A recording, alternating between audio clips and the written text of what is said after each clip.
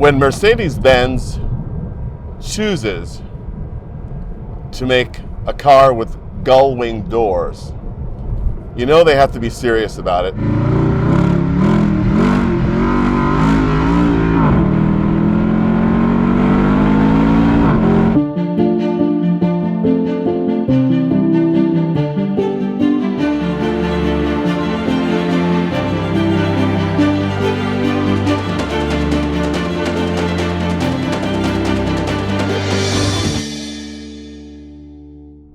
Of course, it makes us all think of the 300 SL of the 1950s.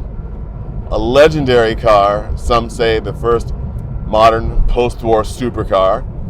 Certainly a car whose performance in 1955 is still impressive today. The car I'm driving today is a 2014 SLS AMG Black Series, the ultimate iteration of the SLS, Super Leicht Sport.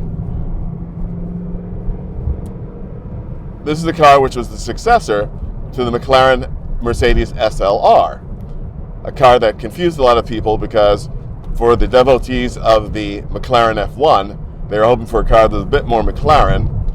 For Mercedes folks, they probably thought it was a bit too, not enough Mercedes. But the SLR is certainly an amazing car. This car, quite interestingly, also fits into the Mercedes lineup in an interesting way, because the contemporary SL was powered by a V12 engine, and this has a V8.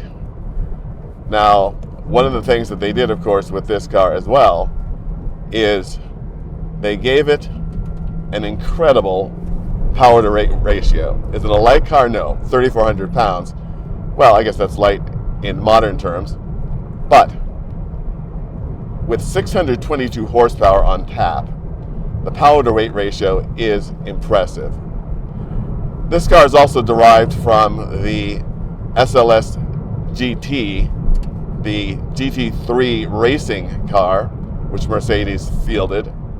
And in that vein is very much a super high performance car for the road or track days, but it's really more road oriented in a way that is quite interesting, and I think very different from the most current Mercedes GT models, which to my taste are fabulous cars. They're absolutely amazingly engineered and built, but they're just a little too, shall we say, refined, too dampened, a bit too heavy feeling. This is a car that feels very light on its feet, and you get a certain sense of the road through these Michelin tires, the roar of them, and the presence of the engine sound. Present enough so that you really know that there's a lot going on there, but not so intrusive that it becomes irritating in any way. This is a car that's also amazingly easy to drive quickly. To drive it fast is a totally different thing. That requires a different set of skills. But you can drive this quickly on a country road like this and get a great deal of enjoyment. The car is very stiffly sprung, so any deviation in the road surface is immediately felt inside the cabin. But it is very much true to its race car heritage. In fact, David Coulthard, who was driving for McLaren Mercedes at the time, helped in the development of this car, and it has very, very, very quick responses.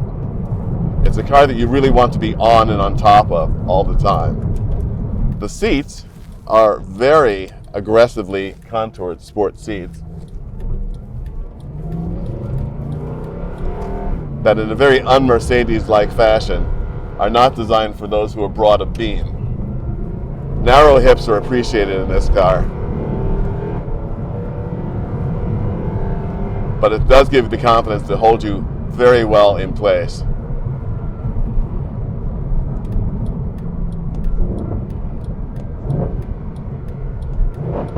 downshifts are absolutely glorious.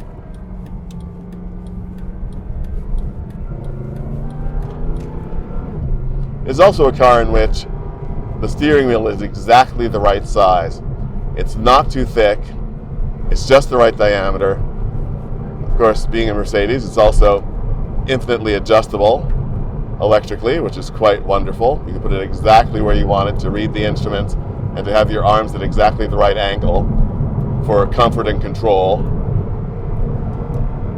And it's quite interesting too that when they designed the car, that they had an assist to lift the doors, but they didn't want to put auto closing on because that would have come with too great a weight penalty.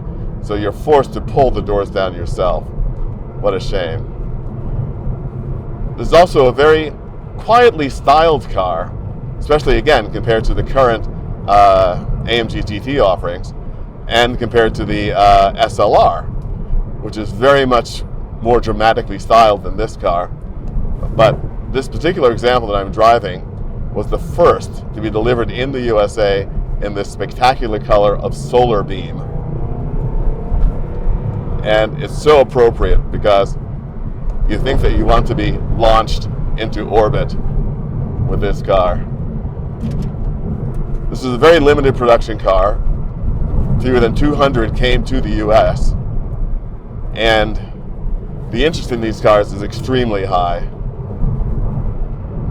As a contemporary GT car, it did extremely well. And even today, its performance numbers are quite impressive, with 0 to 60 achievable in 3.5 seconds. Yes, there are cars that do it in under 2 today, but I doubt if any of them give you the same kind of thrill that this car does. This is very much a worthy wearer of the Gullwing doors. A truly modern interpretation of the great 300 SL. And the engineers at Mercedes and more importantly at AMG can be very proud of what they created. This is a stunning car, and I wish that there were more of this kind of feeling in more modern, contemporary sports cars.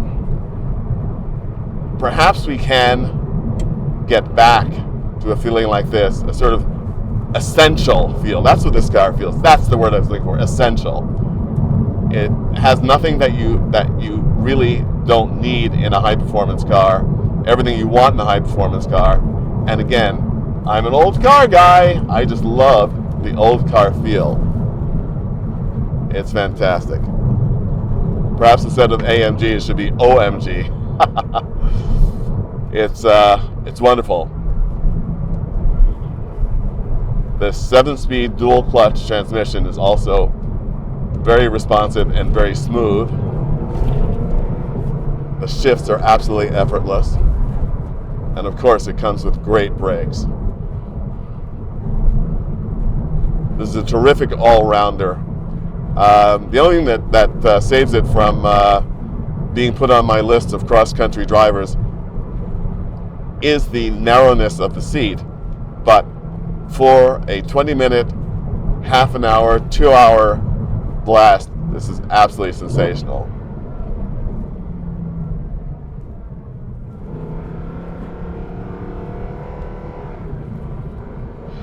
So, I've said it a number of times so far, and I think you can all guess what I feel about this car. I'm a big fan of the 300 SL Gullwing, and I love the way that car feels, and this honestly feels as if Mercedes had continued the Gullwing production from 1957 through 2010, and this would be that car. Its heritage is beautifully felt and expressed.